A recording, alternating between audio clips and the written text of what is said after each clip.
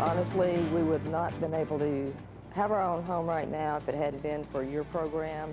We talked to many real estate professionals, and nobody could help us do what your programs have helped us do.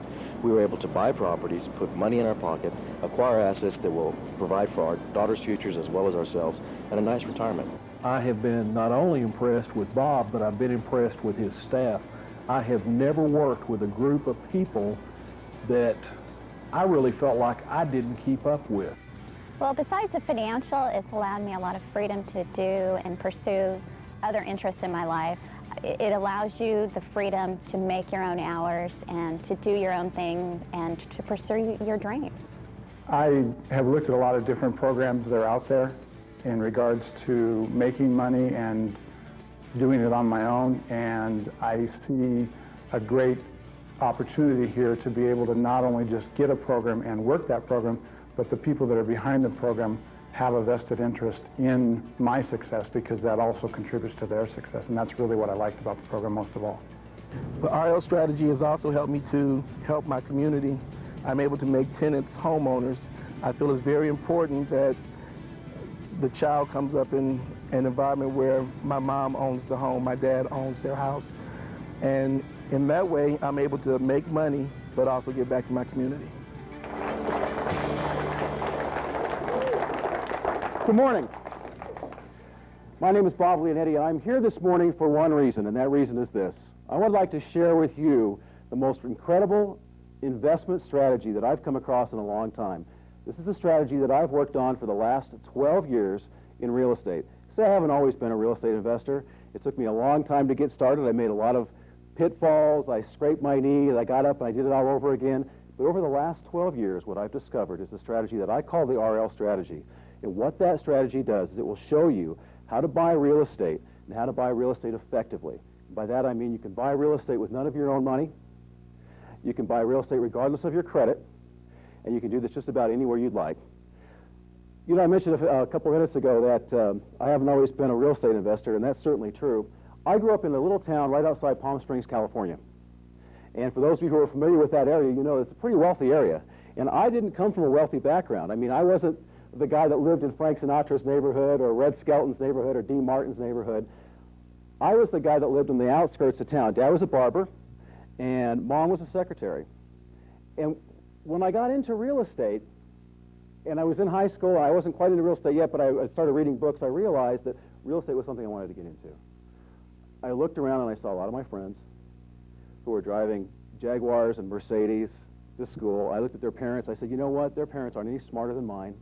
So why are they doing this and I'm not? And it wasn't that I coveted what they had. It isn't like I didn't have to be rich. But what I did need is I wanted to make my life a little bit better. I wanted to change my life. And I realized at an early age that real estate was the way to do that. So I read this book, and I thought, gosh, real estate's cool. And let's talk a little bit about why is real estate such a great opportunity? Well, number one, are they making any more? Absolutely not. In fact, in Palm Springs now, I remember very clearly my dad wanted to buy a piece of property. This is back in the early 70s. He wanted to buy a piece of property. They could have picked that property up right on Palm Canyon Drive, which is the main drag right through Palm Springs. They could have picked it up for a little less than $15,000. Now, today, that property is worth close to $1 million. So they're not making any more real estate. And I was really bummed because Mom was conservative and Dad was very adventurous and wanted to do this. And I wanted to get into real estate, but I really didn't quite know how. And in fact, I didn't even get started in real estate until I was like 1988. And I was going through a big change in my life at the time. And the change I was going through, I had gone through a divorce. My father had just passed away. And I was looking for something to change my life. And of course, I was looking at other things to change my life. And I picked up a book on real estate and I read it. And I thought, wow, this is pretty cool. So I called the number in the back of the book, took a workshop. It was in a 5-day workshop in San Diego. Learned a lot about real estate, but I was scared to death. There was a year that went by after I took that class before I ever did anything. And the reason I'm telling you that is because I don't want anybody here to make the same mistakes I did. See, I missed a tremendous amount of opportunity. This was at a time in San Diego when the real estate was going up in value 20% a year. And I missed that because I was scared. And I think a lot of people who get into real estate and who go out and buy tape sets and put them up on their shelf and don't do anything with them, it's because there comes a point in your life, in a time in your life, when you have to make a decision. And that decision is, oh great, I've got these dreams out here, but when am I going to take the step and make those dreams a reality? And that's what real estate meant for me. In fact, I remember the very first property that I bought was in Arlington, Texas. Now, I lived in San Diego. And anybody who's read anything about real estate, you understand that you're supposed to invest in real estate in an area close to you. Okay, well, I was too scared to invest in my own backyard, and a friend of mine called me from Arlington, Texas. Now, this was at a time in Texas when the real estate market, who remembers here the real estate market in Texas in the late 80s? Anybody here remember? The oil crisis, the S&L crisis. I mean, this was at a time in Texas when I asked a friend of mine, I said, look, I'd like to be worth $1 million in Texas real estate. How do I do that? And he says, Bob, just go to Texas with $2 million and wait a year. The jokes don't get any funnier, guys. And so, you know, I go to Texas and I buy this house, and here I am, I'm buying a house that's literally 1,200 miles away from where I live. And I bought this house with the idea of fixing it up. And I had the profit spent before I even got started. So I went out to Texas and I bought this house. And I used investor money to buy the house, just friends of mine that chipped in because the deal was such a good deal. And I bought a $60,000 house for $30,000. Now, you might think, well, that's a great deal, Bob. And, of course, I had the profit already spent, too. And I went out there and I fixed the house up, and I had budgeted about $5,000 for fix-up, and I had budgeted about $5,000 as a profit to pay my investors back. So I figured by the time everything was said and done, I'd have a $60,000 house that I'd paid roughly $40,000 for, the 30 plus the 5 fix-up, plus the 5 to pay back my investors a little bit of profit as well. Well, that was all fine and dandy, but the problems were the fix-up went a lot higher than I expected. So I didn't realize I had to replace the water heater, and I put a new air conditioning system in. I didn't realize I had to replace the toilets because the old people pulled the toilets out when they left. I didn't realize I had to replace some of the stuff underneath the kitchen. See, I hadn't done my homework. And the bottom line was I didn't have a system. And I've realized in the last 12 years that I've been doing real estate that the people who are really successful in real estate have a good system. I didn't have a system, and it was kind of like trial and error for me. I went along and I thought, gosh, I'm going to make this wonderful, incredible profit. My costs started creeping up, and then the sad thing was I went to sell the property. And I was trying to sell property at a time when the market was so down. It just didn't make sense. And the long and the short of it is, on that very first deal, I didn't lose money, but I certainly didn't make any money. I think when it all came down to push and shove, I think I made like $150 by the time I figured out gas to get to Texas and all my fix-up costs. And, you know, I mean, it was so bad I had to go borrow ladders from the neighbors. I just was completely unprepared. And, you know, I was killing scorpions, and it was just, you know, it was the Texas thing, I guess. You know, and in Texas, of course, when you move to Texas, I had to go rent a trailer, and you can't rent U-Hauls, you got to rent y'all-hauls in Texas, and it's just, you know, whatever. So the point I'm making is this, is that, yeah, I made some money on that deal, but it wasn't a lot of money. In fact, it was very little money. And to me, that was a very expensive seminar. Because when everybody out here takes seminars, you know, you pay money to take seminars, but the real seminar is when you actually get out and you do it. And I realized at that time I didn't make a whole lot of money, but I learned a lot. And I had the courage when I finished doing that to get up and go out and do another deal. And the next deal worked out a little bit better. And the next deal worked out a little bit better, and the next deal worked out a little bit better, and eventually I ended up moving to Texas, you know, which was a culture shock for me, the Californian, as well as for the Texans. And so I got to Texas, and I've been buying and selling real estate for quite some time. And there comes a time when you buy and sell a lot of real estate that even if you're using quote-unquote nothing down techniques, if you're trying to fix up properties or whatever it is you're trying to do, you start to run out of money. Because my wealth track at the time was I was buying properties, I was using a lot of good techniques, I was putting very little money down, but there was still money coming out of my pocket in order for me to buy real estate. And there was still money coming out of my pocket in order for me to rehab or fix up the properties. And after a time, it depends on how many properties you've got, you kind of reach a ceiling where you can only do so much work and then the time runs out, and the money runs out, and you have no idea where to go from there. And that's the point that I'd reached. And someone came up to me one day and said this. They said, Bob, why don't you try this? Why don't you try creating a mortgage and selling the mortgage at closing? Now, I know for a lot of you who've never been in real estate, that's like, what are you talking about? Well, that's what I want to talk to you about today. Because when someone mentioned that to me and I started refining and honing that technique over a period of time, I realized that we came up with something that was incredible and really nothing short of outstanding. Because what it did for me was it solved all those problems. The benefits of the RL strategy, and by the way, why do I call it the RL strategy? Well, my initials are RL, it's Robert Leonetti, and I figure, you know, my strategy, I can name it after me. I mean, Heimlich's got his maneuver, right? Well, I got my strategy. So what I did was, I went and I started looking at the benefits. And I realized that this particular technique has pretty cool benefits. Number one, I could buy with no money.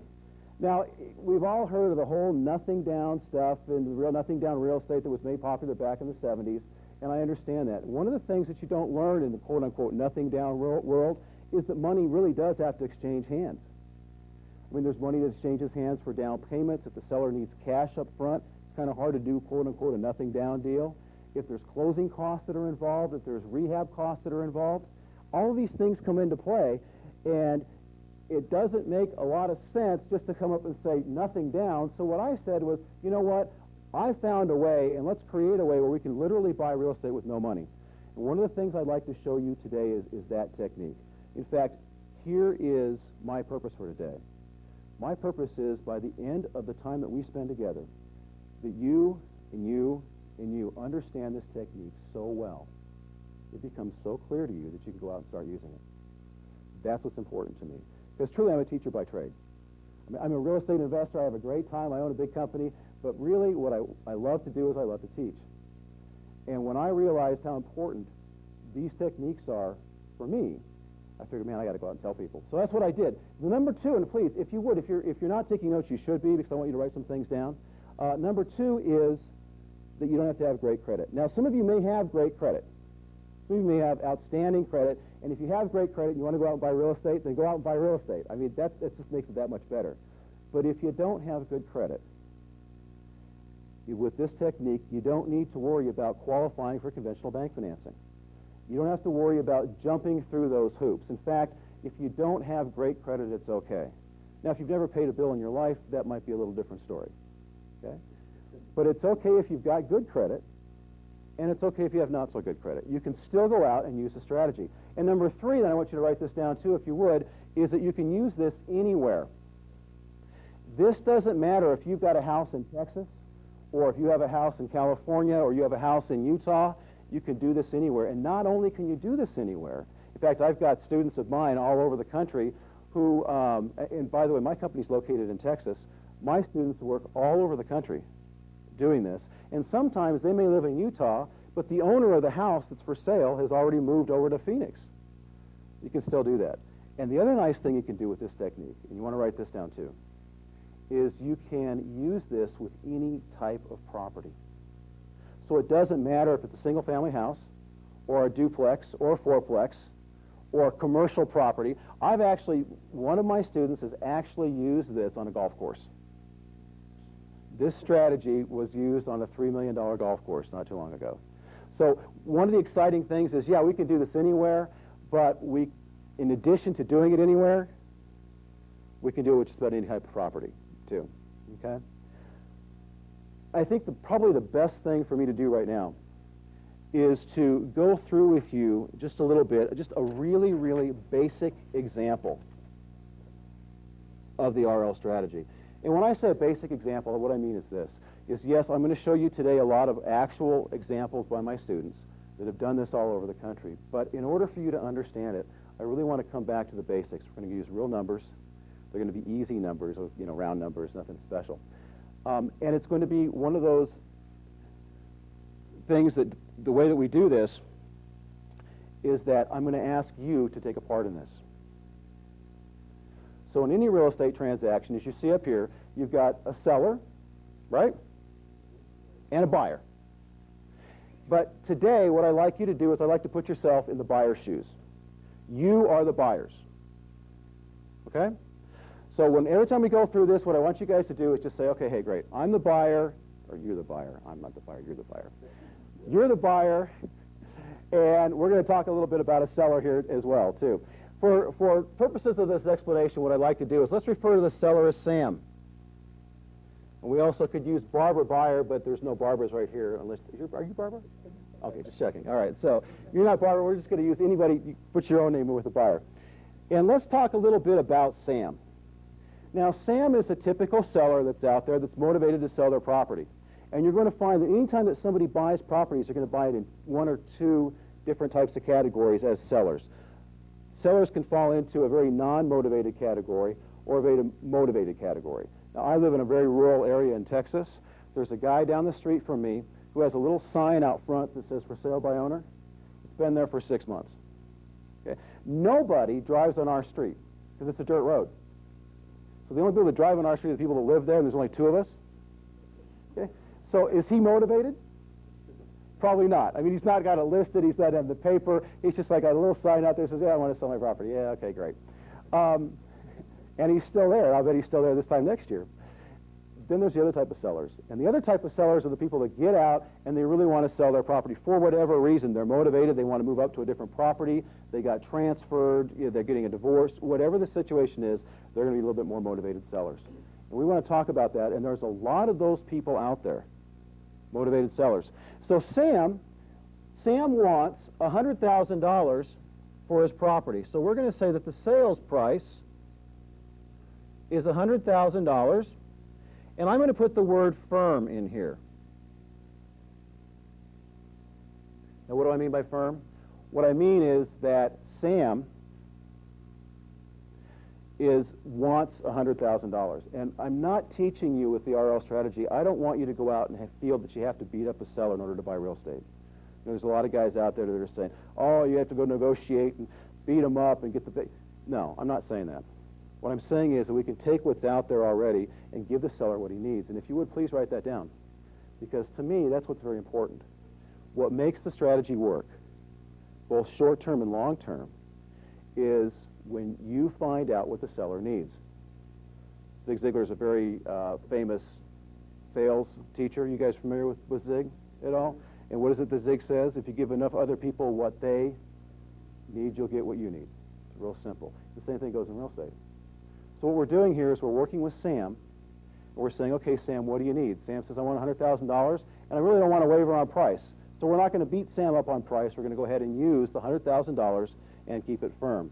Now, what we're going to say also is, in talking to Sam, we found out one other thing. We found out that Sam needs $75,000 cash now. That's what he needs right now. And he's willing to wait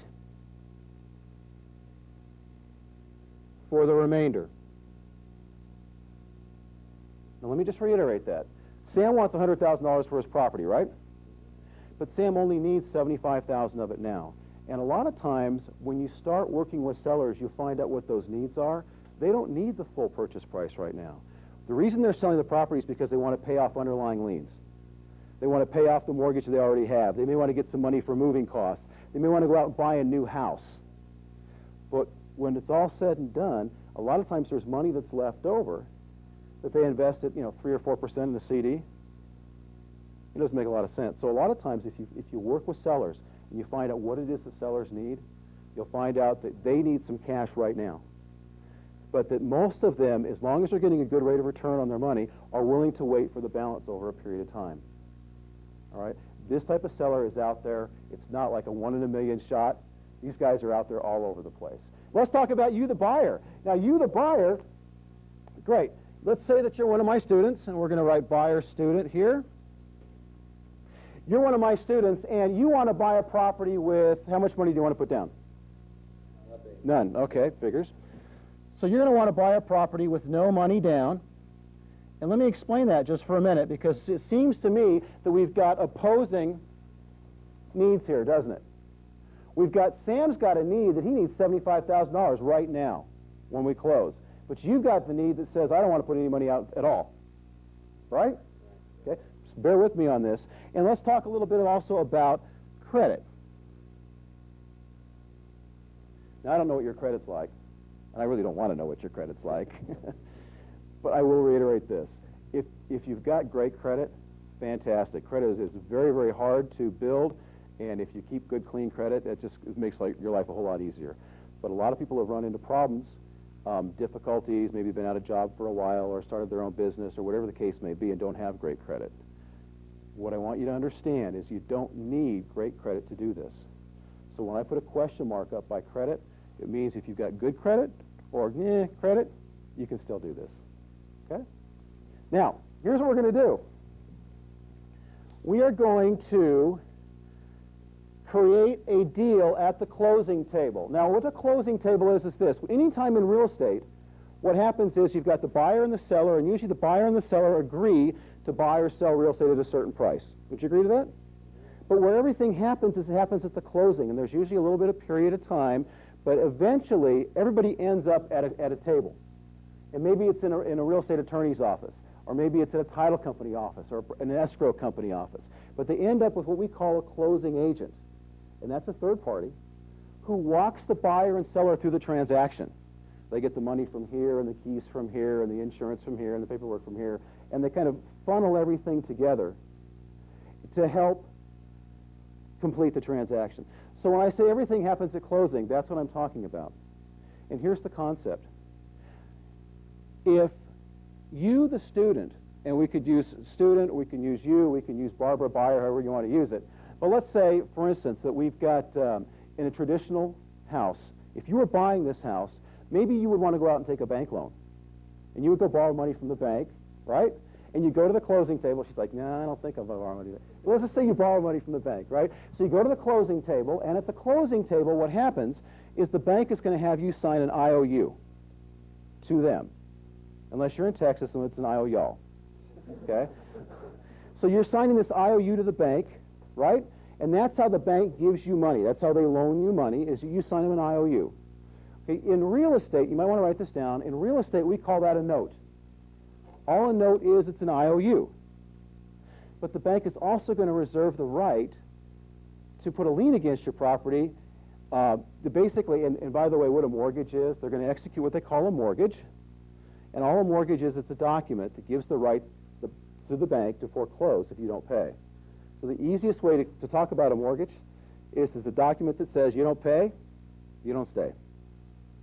Okay? So we have an IOU, which is a note, and then we've got the lien, which is the collateral instrument called the mortgage, which is the if you don't pay, you don't stay document. You're going to sign that at the closing table if you borrow money from a bank. Now here's the concept. Can you borrow money from the seller? See, if we create a mortgage between you the buyer, and the seller, now you can say to Mr. Seller, hey, Sam, I owe Sam, or I owe you, Sam, seller, this amount of money. Can we do that? Absolutely. And we're going to do that at closing. So at the closing table, what we're going to do is we are going to create a first mortgage.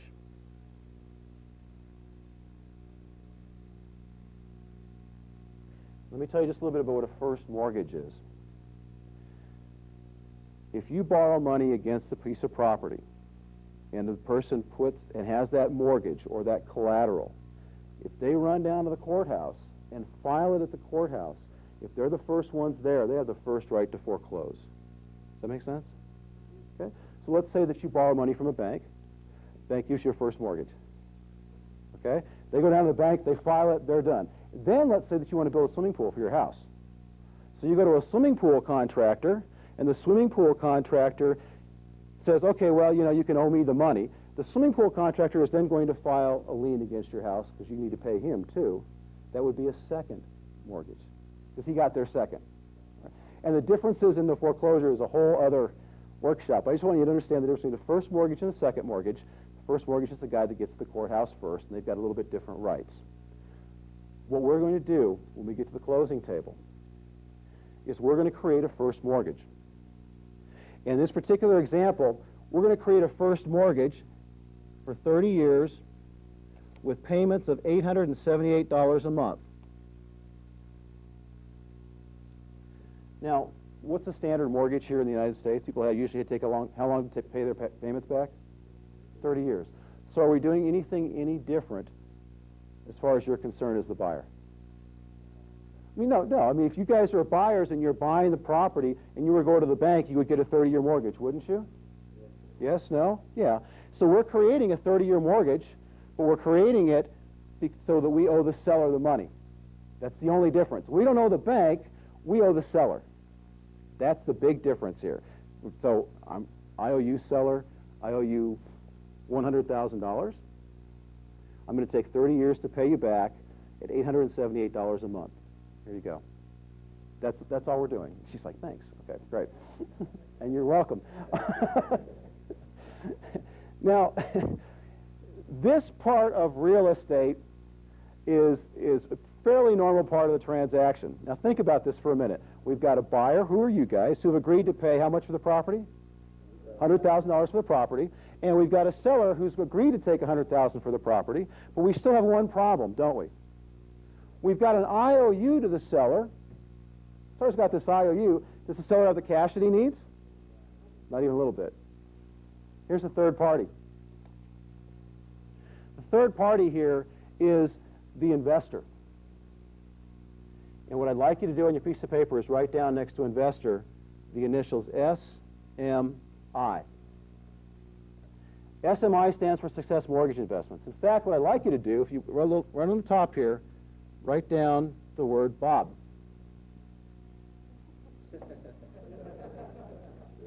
Who's Bob? And what does Bob do? See, I own SMI, and the SMI stands for Success Mortgage Investments. And we are an investment firm that buys those mortgages from the seller.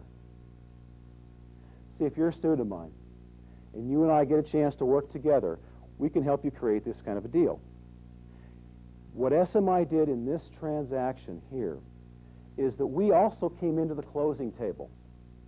So now at the closing table, we got the buyer, which is you, we have the seller, right? We've created that note. Now SMI is going to step in, and we are going to buy a portion of that note. So that IOU is worth money, is it not? It was a $100,000 IOU. SMI is going to pay $75,000 for the right to receive the first half of the payments. So what does that mean to the seller? That means the seller gets how much at the closing table? How much did SMI bring to the closing table? $75,000. So the seller gets $75,000 right now, and over a period of time, he still has the right to receive the remaining 180 payments. So let's talk about this, because I want to make sure you really understand that. I'm looking around, and people are looking at me like this. I know it's in the morning, but we got to get through this. Let's talk about this for a second. You guys are the buyers, right? And you have how much money? Zero. Or maybe you have a lot of money, and you just want to leverage that cash. I mean, some of you guys in here, I know, make a tremendous amount of money, I would think, and you want to leverage that cash position. So it doesn't make sense to go into a property and literally take $100,000, be it from your savings account or from grandma who passed away or whatever. It doesn't make sense for you to take $100,000 and put it down on a piece of property that's worth $100,000. Because think about this for a minute. If that property goes up 10% next year, that means you made how much money? $10,000, right? Which is what kind of a return on your money? 10%. Yeah, okay, great. But what happens if you go in and you put in zero money and you still make that 10%? Is it 10%? You still make that 10,000. You've got how much invested? Zero. How much did you make? 10,000. What's the return? It's infinity. I mean, you can't figure that out. It's not 100% because it's 100% of nothing, right? So it's an infinite return. And the point is this, is that when you invest in real estate, one of the things that you'll do, and I teach you to do, is to leverage your time and leverage your money. So you, the buyers in this transaction, just bought a piece of property without any of your own money. Is that a good deal for you? Did you guys win on that? See, it's important when I ask about winning, it's important that we all talk about the fact that everybody needs to win in a transaction in order for it to be successful. Because I'm not teaching you a get-rich-quick scheme. I'm not teaching you to go out and take advantage of people and go home and feel good about it. What I am teaching you to do is that every time you do a transaction, everybody has to win. And if you win, and the seller wins, and the investor wins, then everybody's happy. And we're willing to do it again and again and again. And some of my students own over 800 homes. I mean, they have done this a long period of time and have built up quite a portfolio. And the only reason that they've been able to do that in their town is because they've got a good reputation. And you don't get a good reputation by going around taking advantage of people. So you won as the buyer. Did the seller win? Well, what did the seller get? Did the seller get his $100,000 purchase price? Absolutely. Did the seller get the $75,000 that they needed right now? Yes. And he was willing to wait for the other $25,000. Is that what happened?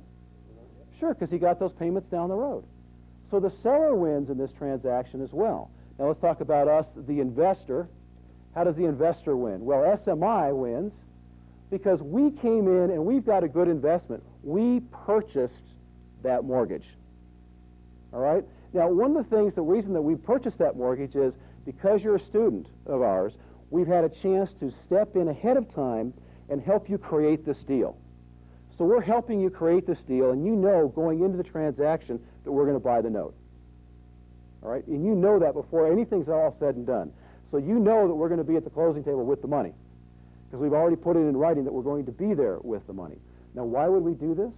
Well, because we're getting a very safe investment. It's backed by real estate. We're into this investment at about 75% versus the value of the investment, and we're getting a good return on our money. And that's how we make money.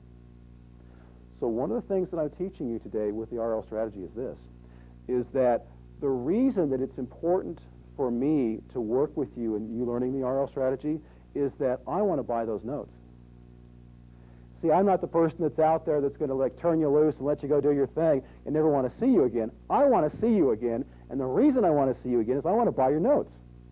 If you work with me and we can help you structure this and buy properties, you win because you're buying a property. I win because I get a chance to make a good investment and buy the note, and that's how my company makes money. So my success is directly based on your success. And if you're out there succeeding and buying a lot of properties and sending me a lot of notes, you're happy and I'm happy. And that's what it's all about. So this is a great theoretic deal, and we just made these numbers up. And just to kind of recap it, fairly briefly, we had a $100,000 house that the buyer and seller agreed was the purchase price of $100,000. The buyer wanted to put zero money down. That was you guys. But the seller needed $75,000. We went to the closing table and we created a mortgage or an IOU where you, the buyers, said to the seller, I owe you, Mr. Seller, $100,000. Hand them the piece of paper. That's how that worked. All right? The seller turns around, SMI steps in at that same closing table and says, hey, Mr. Seller, I'll tell you what, that IOU that the buyer just gave you, we're going to buy a portion of that. There's 360 payments of that. We're going to buy 180 of those payments, and we're going to give you $75,000 in cash right now. So the investor stepped in and bought the right to receive this first amount of payments. The investor got what they needed, and the seller got what he needed. Okay? Now, that's all fine and dandy and great, and it's a nice theoretic deal. But what I'd like to do right now is just switch gears a little bit and talk to you about Tom's deal. And let me tell you a little bit about Tom. Tom's a student of mine in Chicago. Tom's a taxi cab driver, and Tom wanted to go out and buy a bunch of real estate. Tom doesn't have a whole lot of money. Tom's got a fairly large family. He's got 4 kids, and he's been a student of mine for a couple of years.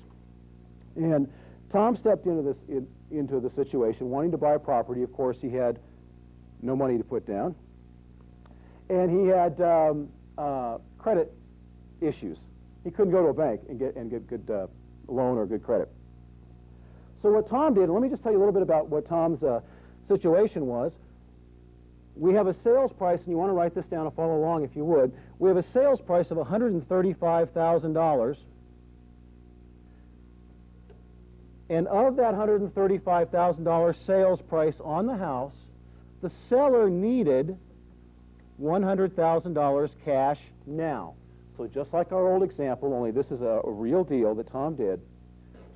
The seller needed $135,000 as the sales price of the property, but of that $135,000, he needed most of it now. He needed $100,000 of it now. Okay? And I think one of the points that I really want to make here is that a lot of people think, well, this technique can only be used if the seller only wants a little tiny bit of their money, and that's not the case. I mean, if you look at this, $100,000 is a significant chunk of $135,000. Okay? So that's what the seller needed right now. What we did is we did a couple of things here. We created a first mortgage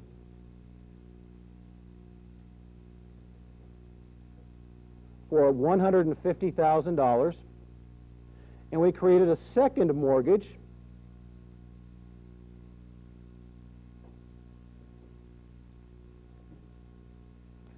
Actually, we're going to change that a little bit. This is for $108,000, and this is for $27,000. Let me just go ahead and kind of reiterate this.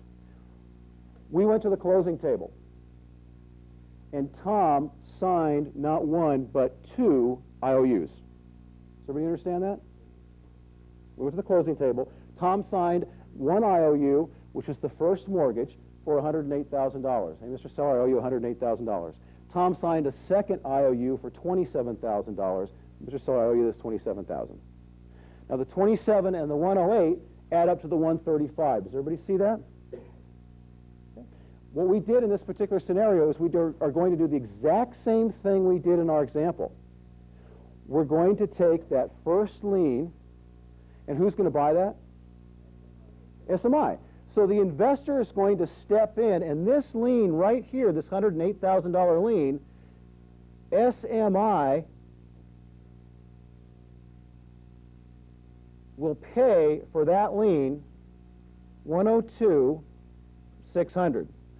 So at the closing table, SMI stepped in and said, okay, we got a first lien we created over here, and a second lien we created over here, and SMI is going to buy the first lien. And we paid $102,600 for that lien. Now let's think about this for a minute. How much money did the seller need? $100,000, right? So the seller needs $100,000. What's left over? $2,600. Where do you think that went? That actually went right back to Tom, who used it to pay closing costs. See, anytime that you buy a piece of real estate, there's other costs associated with that purchase that are a little bit different from the down payment. There's usually an appraisal that's involved, and there's a title search that's involved, and maybe the closing agent is charging you some money to get the deal closed, and there's some insurance involved. And on a deal this size, chances are closing costs run about $1,500 to $2,000. Tom didn't have that money. What do we do in this transaction? We pulled the money out of the transaction itself through the sale of the note to pay Tom's closing costs. So Tom not only bought the property for nothing down, but he also got his closing costs paid for. Right? Now, what we need to do is let's think about this for a minute. Is that another benefit? Yeah. Absolutely. So let's go ahead and look back here and say that benefit number 4, and you want to write this down, is that not only did he buy with no money and so-so credit, and he bought it in Chicago, which it could be anywhere USA, but the other thing is paid closing costs. So the RL strategy not only will generate the nothing down part of the transaction for you, but it will also pay the closing costs for you. Do you think that if you were to go out and apply this, that it would be easier for you to buy properties if the deal itself could generate the costs involved? Yeah. Makes it a lot easier, doesn't it? Now watch this, because there's another deal that I really love to work with here, and this is a young couple in Florida, Todd and Lisa. Todd and Lisa are fantastic people. I just met them not too long ago. They became students of mine not too long ago. And they wanted to do their very first deal, and they came up and they told me about this deal and what a great deal it was and this, that, and everything else. And we had a lot of fun structuring this. Again, because they're students of mine and we want to buy the note, when you are a student, we take a lot of efforts and pains to work with you in developing that transaction, putting it all together for you and bringing it back to where we can buy the note and bring the money to the table. In Todd and Lisa's case, this is a little bit more expensive deal than this last one. They live in Florida, and the price of the property that they paid on this property was $290,000. So it's a fairly substantial sized property. But here's the interesting part about this deal. This house was owned by a 74-year-old couple. They'd had the house for so long that they only owed, this is the original sellers now, they only owed $25,000 on this house. And one of the things that you'll learn as I teach you is that the more equity there is in a property, the more creative we can be. So we get a chance, and Todd and Lisa sat down and talked with the seller, said, okay, what's going on here? And the seller says, well, I owe $25,000, and I really would like to put $100,000 in my pocket to move to another house and to do some other things. So all told, the seller needed, how much right now? 100,000 plus the 25. That's right. Okay, so he needs $125,000 right now is what the seller needs. Okay, now the seller needs $125,000 now, but Todd and Lisa were planning on doing some fix-up on this property, and they didn't have the money. So here they found this great piece of property. They knew if they fixed it up, they could make it worth more and sell it for more and make a bigger profit, but they didn't have the money to do that. All right? Their credit was so-so. Their credit was pretty good. They didn't have a lot of money, and they definitely did not have the money for the fix-up. And they thought that it would take them between $10,000 and $12,000 for fix-up on the property. So here's what we did. We did another first mortgage, just like in our last example. And this time we did a first mortgage for $150,000. And we did a second mortgage for $140,000. So again, I want to point out to you that when they went to the closing table, they signed 2 IOUs, both to the seller. Mr. and Mrs. Seller, we owe you $150,000 on a first mortgage. With me on this? Mr. and Mrs. Seller, we owe you $140,000 on the second mortgage. So altogether, they were paying $150 plus $140. They were paying $290 for the entire property. Okay? Still nothing down, right? Here's what SMI did. Again, SMI, we're the investors. We step in and we buy the notes. So we had worked with these two, Todd and Lisa, in structuring this note, knowing that we could buy it. And that's one of the cool things about being a student of ours, is that you get a chance to work with us on a daily basis and put this whole thing together, and we can help walk you through these deals. So here's what we did. SMI bought this $150,000 note and paid $139,500 for the note. That's what the investor paid. So at the closing table, SMI brought a check to the actually we wired the funds, but we brought a check of $150,000 to the closing table, and we purchased that first lien. In other words, we bought the right to receive the payments on this lien. Does that make sense? Okay. So now, every single month, Todd and Lisa have how many payments that they're making? 2 payments that they're making, and they're making 1 payment every month to the sellers, because the sellers kept this note, right? They're making the other payment every month to whom? SMI, because we bought this note. So even though we started out at the closing table with the IOUs both being in the names of the sellers, the bottom line is after SMI steps in and buys that 1 lien, or that 1 note, they make 2 payments a month, 1 to SMI and 1 to the seller. So the seller's getting some money now, but they're also getting long-term cash flow, are they not? So SMI stepped in and we bought the note for $139,500. How much did the seller need? Well, if you remember back, the seller needed $125,000. So we gave the seller, out of this $139,000, $125,000 went to the seller. How much was left over? $14,500 was left over, and that's what went to the buyer. Now the buyer, in this case, Todd and Lisa, used that $14,500. They used about $2,000 of that on closing costs. The other $12,000 they put back into the property and fixed it up. So now we've got a situation that you've got zero down, so-so credit.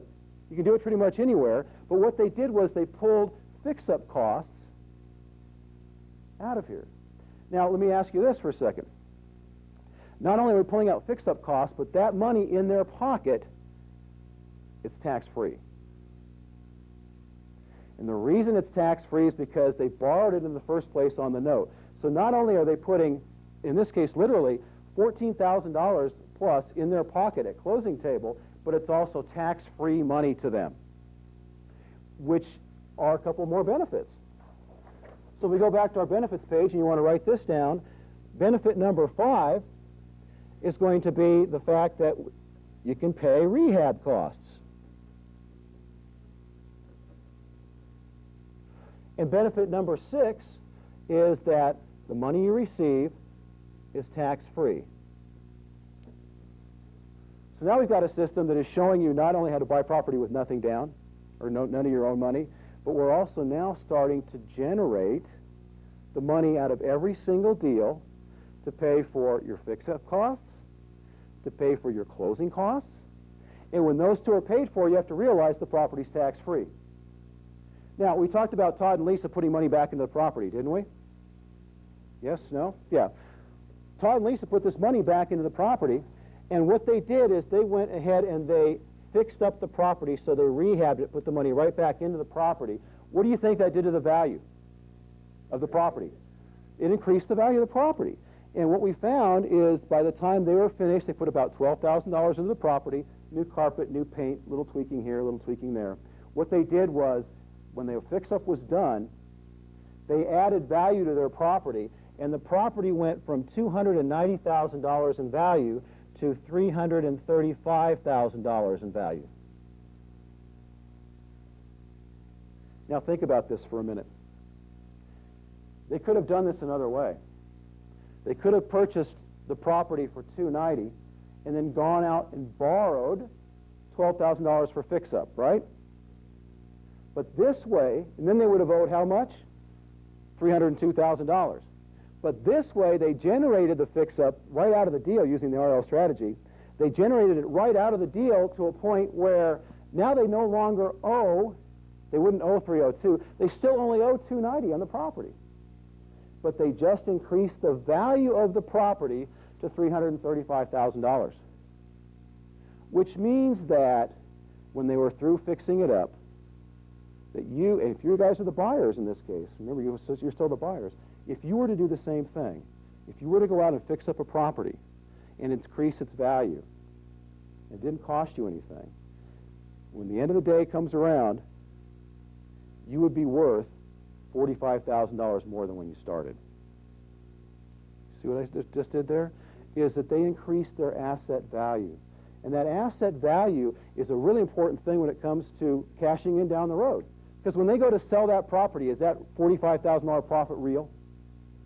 Sure. I mean, they may not see it right now because it's still on their balance sheet, but when they go down the road to sell that property, it's a real $45,000 profit. And they did that without using any of their own money. They did that by not using any of their money for fix-up costs, tax-free. So one of the things that we need to add to our benefits here is that now we've got a scenario where you can increase the value of your asset. Again, at no cost to you. Now, I've got a couple other deals I would just kind of like to tell you about because we're kind of limited on time today. One of them is a real nice couple. It's William and Sandy. They live in Shreveport, Louisiana. And they bought a $90,000 home. And they used the RL strategy to buy the house. So they had a little bit of money down. These folks put 5% down. It was their own home. And by the way, if you want to put money down in your house, you're welcome to do that. I mean, that's up to you. They wanted to. That was cool. They could do that. So they put about 5% down on their house. And we had a $90,000 note, $90,000 purchase price on the property. We, again, just like we did in our last examples, we created a first lien and a second lien, and SMI bought the first lien. You guys with me on that? The problem that they had was that they're just out of school, they're just getting started, they both have very good jobs, but it's one of those jobs that you know if you stick with long enough, your income's going to go up pretty much automatically. And so what they did is that when we started working with them on the transaction, we realized that they really couldn't afford the house payment. In other words, on a $90,000 property, you might want to write this down, it's just kind of a fun little thing, we call a 1% rule. And what the 1% rule says is that your house payment is going to be roughly 1% of the value of the property.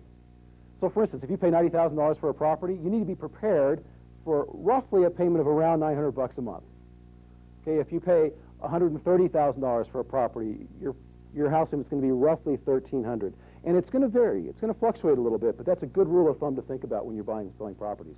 So these guys went out to buy this $90,000 property, and we realized they could really only afford about $750 a month. So what we did with them is we structured the payments so that they changed over a period of time. So what we did, think about this, and one of the cool things about this whole strategy that I love is that we're not going to the bank. The bank's not making the rules. As long as it makes sense for the investor and the buyer agrees to it and the seller agrees to it, we can kind of make up our rules as we go. Now, we've got to do it within certain guidelines, but we're not stuck with the bank saying, you got to pay 10.5% and your payment's going to be this. We're not saying that. We're saying the buyer says, look, within reason, by the way, I can afford this amount of money on this house. What can we do? And it's got to be roughly around the 1% thing, but there's still ways that we can be flexible. So what we did here with these guys is we did first year's their payments were $750. $150 a month for a starting out couple is a big savings for them. The second year, their payments went up to $850. Not bad. The third year, to make up for the first 2 years, their payments went up to $950. But this is a starter home for them, and they're planning on moving in the next 3 to 4 years anyway into a little bit nicer house. So what we did here was we took the opportunity in creating our own financing and using our own strategies and our own techniques.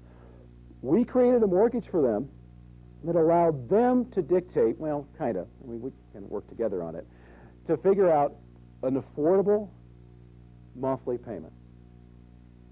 So in a way, they created their own affordable monthly payment. So you've got this technique now that not only can we do all these other things, but now what we can do is we can create for ourselves when we're out buying property, and I say we, meaning, because I still buy properties as well, but me and all the students, we create an affordable monthly payment.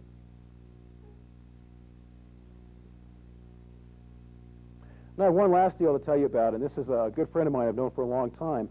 His name is John, and John actually lives in Phoenix, Arizona. John's a great guy. He's done a lot of properties. Over the last several years, he's bought and sold over 300 properties. Now, there comes a time, and I've got a lot of investors and a lot of students with whom I work that have built their portfolios. They started just like you may be thinking about right now, buying one house, two houses, and by the time you know it, you've been in the business 5 years, 10 years, and you own several hundred houses. And what's always amazed me is that the RL strategy can be used not only when you buy a house, but when you sell a house. See, because there comes a time, if you're owning 200 houses, you might get tired of the tenants and toilets.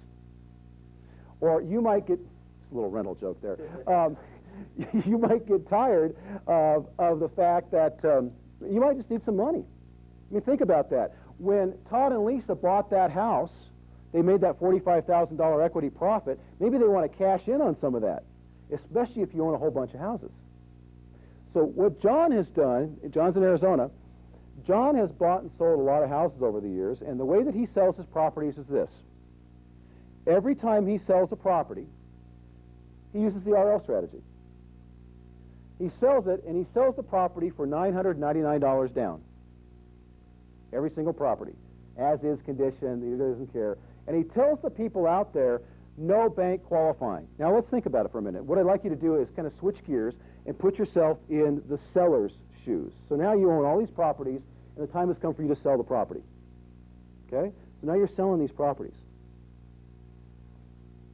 What happens if you want to get buyers coming through the door faster? What do you do?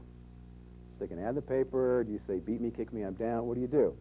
One of the things that we found is that buyers, and put yourself in the buyer's shoes, back in if you want, back, forth, buyer, seller, is that if you advertise as a seller, easy qualifying, or big black letters on a yellow sign, no bank qualifying, owner will carry, low down, do you think the phone's going to ring?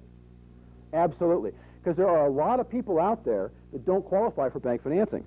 A recent survey in USA Today magazine said that 62% of the people in the United States who applied for a Fannie Mae type loan, which is kind of a government regulated type loan, 62% of the people who applied last year were turned down. And the reason is that the banks and the government entities, because they pay such good prices and the interest rates are so low, or comparatively, you have to fit in a little box. Everything's risk-based. So with the lender, quote unquote, you got to fit in this little lender box over here. And it's great, but what happens if you don't fit in the box? Maybe you've got good credit, maybe you don't. If you don't fit in the box. Maybe you make a lot of money, maybe you don't. Maybe you spend too much of what you make. Maybe you've been self-employed for less than 2 years. Or if you are self-employed, maybe Uncle Sam figures out, you know, what you're showing Uncle Sam by the time you take all your legal write-offs is a little bit different than what you really made. Right? That's why people are self-employed. You know, I became self-employed for 2 reasons. Number one, I became self-employed because I heard you only had to work half days. Then I found out you could pick which 12 hours, and that was the cool thing about that. So, but yeah, so the lender's box is so small for people that a lot of people don't qualify. So when you start putting an ad in the paper or a sign out that says, easy qualifying, owner will carry, whatever the case may be, you're going to get a lot more people coming through your door. Let's take a typical $100,000 house. John sells these houses for $999 down, carries an $80,000 first. Back to that first and second lien thing again. John carries an $80,000 first lien, and he sells that for about $76,000. So roughly, John is getting up front about $77,000, and the remaining $20,001, the second lien, he gets that over a period of time. Now, let me just show you what that means here. That means that every single month, without regenerating a new deal, John gets a couple $100 a month coming in off that one deal, right? And if he does one deal this month, he gets $200. If he does a deal next month, he gets an additional $200. Now his income's up to $400, and it goes on and on. Well, okay, you're thinking, okay, cool, $200, that's dinner, maybe 2 dinners, maybe half a dinner, depends where you go. Okay? John has done 300 of these in the last about 5 years, and John makes roughly about $100 per second lien payment that he collects every month. Now you do the math. 300 of these at $100 a piece, John is making a $30,000 a month residual income. That means that every time he sells a property, he makes quick cash up front, doesn't he? But he also sets up long-term income. And guys, if you really want to be wealthy, that's what you need to do, is start working on long-term income. Quick cash is great, and this strategy will show you quick cash. I can show you how to do quick cash. Every time you sell a property, it's quick cash, especially if you've done it right. But if you're smart, what you also do is you also set up long-term residual income, so that a year from now, the income that you generated this year, you're still getting next year without doing any more work. And the year after that, and the year after that, and the year after that. So now what John does is he runs around and collects payments at the end of the month. Now John is still doing properties on a regular basis, but the point I'm making is this, is that what he did with the strategy, because again, he sold off the first lien at the closing table that was created. and he carried the second lien for long-term cash flow. By doing that, what he's done is he's created for himself, and the last two benefits are this. He's created quick cash and long-term cash flow.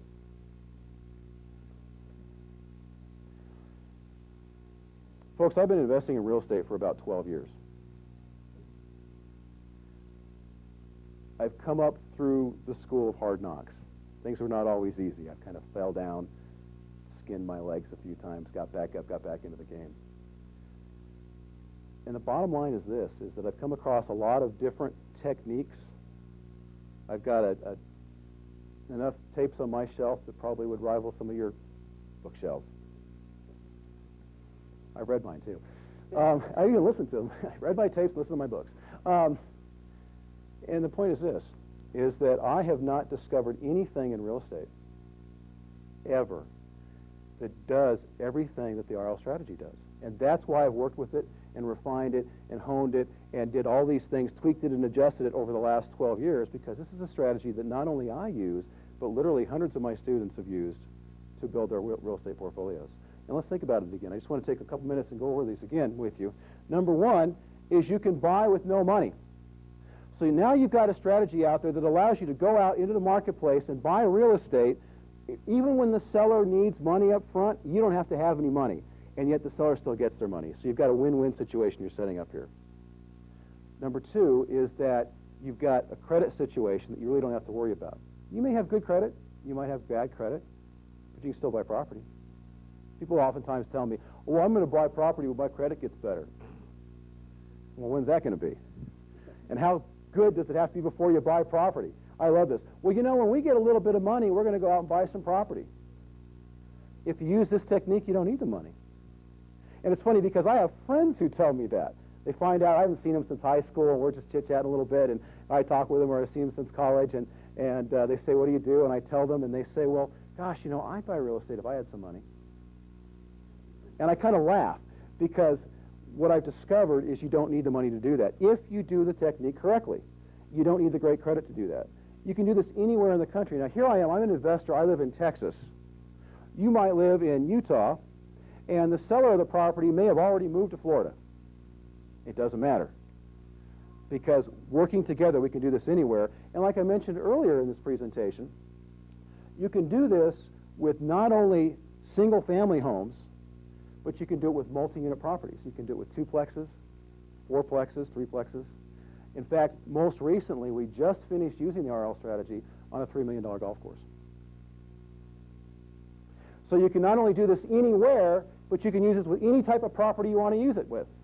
Now, how many things do you know and techniques have you learned that literally pay the closing costs for you? These guys go out and teach nothing down, but they forget that there's other money that's involved. And if you don't have any cash, you need to get some of these costs paid for. So now we've got a technique that not only pays closing costs, but if you want to fix up the property and you can negotiate with the seller and we could get the seller's needs met and it works out in the transaction, now not only can you get your closing costs paid for, but you can generate your rehab fix-up money right out of the deal. And a lot of people love the rehab market. And the reason is because if they put a little bit of effort into the property, it increases their asset value, right? And the money that you pull out in order to do the rehabs is tax-free money. That's a key here. And after they fix up the properties, of course, they've increased their asset value. Now, I do a lot of that personally with a lot of my students, and I still personally invest in real estate as well. And I use this technique daily. And a lot of my students use this technique pretty much exclusively, because what they found is they found that there's no other technique out there that does all these things for them.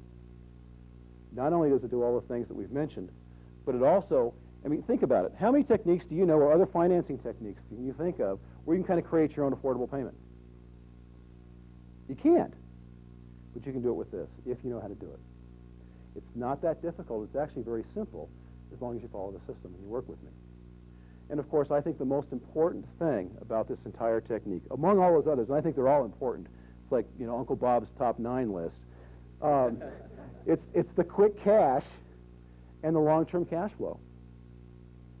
Because think about it for a minute. If you can generate quick cash on every single deal, you can increase your monthly income, which increases your lifestyle. But if you want to start planning now for the future, doesn't it make sense to do long-term cash flow as well? So you've got all these incredible uses for the RL technique. And again, it didn't take me, somebody didn't hit me over the head with a board one night and go, here's the RL technique. It didn't work that way. What happened is it happened over years and years of investing in property and falling down, getting up, falling down, getting up, and figuring out what worked and what didn't. And I finally learned that when something wasn't working in my life, that if I quit doing the same thing, expecting different results, I was far better off. So I realized that I needed to work on things and continue to do things that were working, and the things that weren't working I needed to change. And I know a lot of you in here probably have a lot of questions, because we didn't have a whole lot of time to spend together in the workshop this morning, and we covered a lot of material. I mean, it's a pretty basic concept, but at the same time, if you're into the concept, I want you to understand it 100%. I look forward to working with you, and thank you very much. When we first started in the business, you know, we knew where we wanted to go, knew what we needed to do, had certain things in mind that we wanted to accomplish, but just couldn't seem to get there. Taking a look at the techniques that you had developed really changed everything for us. We went from owning 4 or 5 properties and having made a few offers and kind of going out and seeing a lot of properties and not being able to acquire those properties, to going out and writing 10 offers and getting 6 of the 10 offers accepted and closed. It's phenomenal what it did for our business. In a 2-year period, we acquired 4 or 5 properties. In the next 2 years, we acquired 36 properties. That's amazing. That is really cool. It's a phenomenal change, and to be able to go in using your techniques, writing offers, closing deals, closing 4 or 5 properties in one day, and walking away with checks in excess of $100,000, and still owning the properties and the assets. That's hard to imagine, especially when you're making $25,000 a year, and 2 years later you're bringing in over $100,000 in one day. That's really cool. That's really cool. It's a phenomenal program that you have. Tell me about that one deal. Probably one of the first, not only no money down, but no money down, take money home and acquire 3 properties was really very exciting for us. I remember looking at these properties and thinking, we've got to find a way of purchasing these properties. I had recently been to one of your seminars, learned a few things. I think I was desperately trying to get a hold of you on the phone one day, and got a hold of you, talked to you a little bit about some ideas that I had. Went back to the owner, made our offers. They were accepted. 60 days later, we were closing. We got a 4-plex, a duplex. We got a house free and clear, and they cut a check for $17,000+ to us, all in the same day. So you basically got a house for free. I got a house for free. And you got a check for $17,000. Yeah, that a house priced for $39,000 a day that we acquired it. So $17,000 plus the $39,000, and still had a little equity in the other 2 properties. That's phenomenal. It's phenomenal. The techniques that we learned from you changed everything in our real estate practice and our real estate business. We were able to go into business full-time because of those techniques. So in other words, you've been looking for the house for quite some time now. Yes. And you were avoiding going through what we're calling conventional financing, right, because you were afraid that you, didn't qualify, or? Well, we pretty much knew that we wouldn't be able to because of some credit issues that unforeseen happened some years ago, and took us a while to get matters settled, and that stays with you a while, and creditors don't forgive till it kind of disappears. It would have been probably another 2 or 3 years before we had been able to get a home if we hadn't gone your method. That's fantastic. So you were able to buy your property using one of my strategies, primarily because you didn't qualify for conventional lending someplace else. Well, and we got in for very little down, and I think that was a big incentive. Bob, from my experience using these strategies, if you really wanted to apply yourself and work at it, a middle to upper 6-figure income would not be out of the question for anybody that would use your strategies in the simple format that you put them out for me. The RL strategy taught me one thing that was just totally blew my mind and has blown a lot of people's minds since then is that every single deal that I put together in 18 months, they paid me money at the closing table to buy the property. And when I told that to my realtor, and I said, when she would bring me properties, I said, how much money will they pay me to take the property? She thought I was crazy until I explained to her what I was doing. Once I explained it to her and she saw it happen each and every time we closed the deal, then that's probably the most exciting part about the whole thing. Alan, how has the RL strategy helped you financially?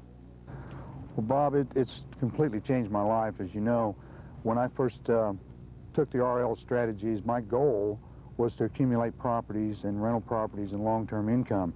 Within the first 30 days, I had my first deal, and within 18 months, I had completed 33 actual deals. And as far as financially out of that, I had $830,000 in property with $300,000 in equity and a $6,000 a month cash flow. So it changed my life tremendously from the slump that I was in when I first met you.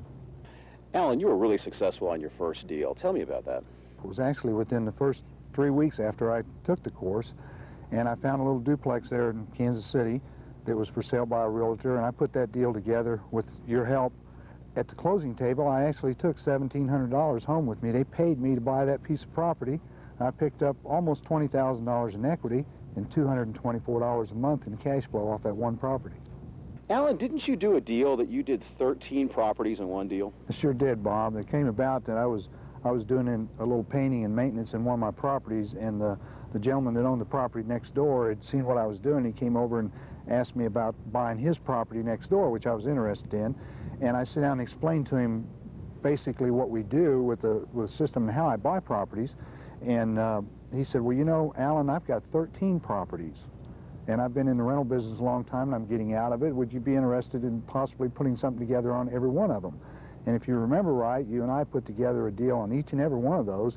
And when I went to the closing table, on each deal, I averaged between $2,500 and $3,000 that I was paid to buy his properties. I picked up about $24,000 in equity on those properties and about $800 a month positive cash flow just off that one deal. Well, I drive a couple different kinds of race cars, and we do a lot of traveling, do a lot of local things, but we're racing 2 to 3 times a week, and it's pretty expensive. What does it run you to race a year, roughly? Locally, running the local couple tracks, to be top of the line team costs you about $100,000 a year. How many properties do you do a month right now? I do about 5 properties a month, about 5. And each property that you do, what kind of profit do you make on it?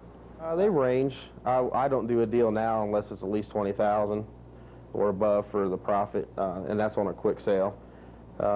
But they go, I've had them up into the $60,000 range before on a closing. So if you're doing 20 more deals this year than last year using the strategy, and you're making roughly $20,000 a deal, what does that mean, and what does the strategy ultimately mean in income for you this year? Well, I tell you, that means that I can go racing for the year. On the deals that you've done using the RL strategy, do any stand out as far as how much money you made?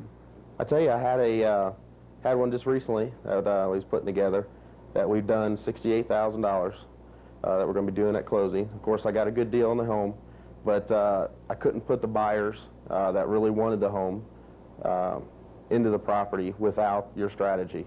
It definitely works, but making $68,000 would make anybody happy, I believe. Bob, anyone can do this. Anyone can use the RL strategy, and as long as they take your program and understand it and learn it, which it's a very simple program, anyone should be able to do this. If someone just wanted to work this part-time and put in maybe 5 to 10 hours a week, from your experience, what do you think that they could make using this strategy? Putting in 5 to 10 hours a week, I think someone should be able to make about $100,000 fairly easy. Noel, obviously you've done many deals in your career. Is there one particular deal that just stands out that you want to tell me about? There was one deal that my father and I did together. It was a home in Southern California. We saw it advertised in a Northern California paper. That's where I was living at the time. And thought it was unusual to see a property advertised so far away. Called the owner, and they had the property on the market for probably 6 months with no luck in selling it. And we discussed the particulars of the property. My father and I decided to fly down to Southern California, checked out the property, made an offer. We closed it within 45 days and we made $90,000. Now, $90,000 on one deal, that's great. But on the average, what would you say you make per deal? On average, using the RL program, I would say you average between $10,000 to $25,000 per transaction. Noel, based on your experience, what are 3 reasons that you could give somebody in order to get involved with this strategy? Number 1, you make money going into the transaction when you're closing it. Make money right at the gate.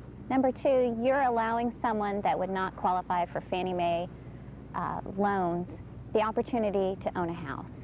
And number 3, you are helping a person sell a property that maybe they're having difficulty doing so. So it's a win-win situation for everyone involved.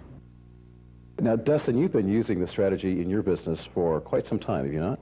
Absolutely. We've been using the strategy for about 3 years now. And when you started using this particular technique, what did it do for your business? Well, for our company, it brought us from doing around 7 deals a month to we peaked out at about 30. And that's about a little more than a 300% increase in business. Really? That's incredible. Yeah, it's been really great. If you were giving advice to a beginning or a novice real estate investor, or someone who's interested in getting into the real estate, because you work with so many real estate investors. Right. What would you tell them in terms of using this strategy? I found that using the strategy, our real estate investors that we deal with, they've had more success because the strategy allows them to do things quicker, to close deals with less cost, and it has a great benefit to both buyer and seller.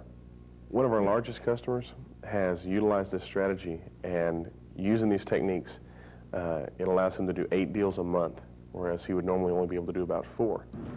I would like to thank Bob for everything that he's done, for helping me with the deals, for the schooling, the support, everything. I thank you very, very much, and that comes from the bottom of my heart. You know, I certainly hope that you enjoyed watching that presentation as much as I enjoyed teaching it. In fact, if you're like a lot of my students, you're probably asking yourself right now, how do I get involved? How do I get started making money today using Bob's system? The answer is pretty simple. You need to take action. You see, the only difference between you and my students who are already making money is that they took action. You need to do the same thing. So here's what I'd like you to do. Pick up your phone, dial the number at the bottom of your screen, and talk with one of my specially trained consultants. They will work with you in helping you to determine how much time you have to invest in your new business, how much money you need to invest in your new business, and most importantly, how to structure your personal goals in the best and quickest way to achieve them. I've developed a lot of educational material to help you achieve your goals, everything from audio cassette materials to workbooks, computer software. I've even developed a 12-month personal coaching program where a coach takes you hand in hand, walks you through the materials, walks you through the actual deals. And finally, I've got 2 very special 3-day workshops that I personally teach in helping you get started and applying these materials immediately. But you know what?